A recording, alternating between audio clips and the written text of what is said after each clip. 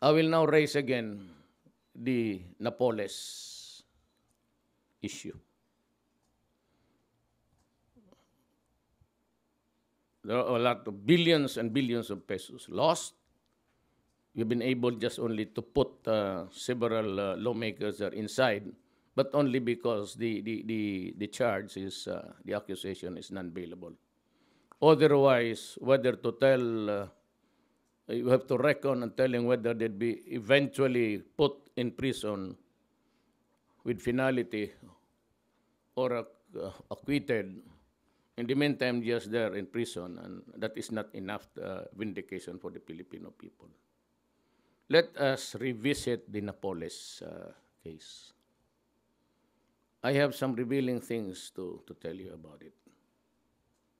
You just wait. But I will, if that is the only thing that I'll have to do until the end of my term, I will do it.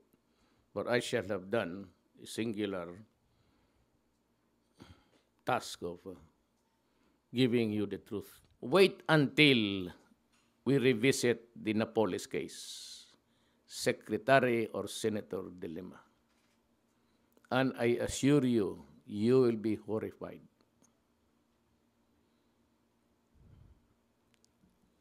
Wait until that probe goes along, even in your own committee. Because I will start to mention the names of those you ought to subpoena and to appear there to testify. That the committee that is being headed by you, and of course, there's another parallel hearing being conducted at the lower house.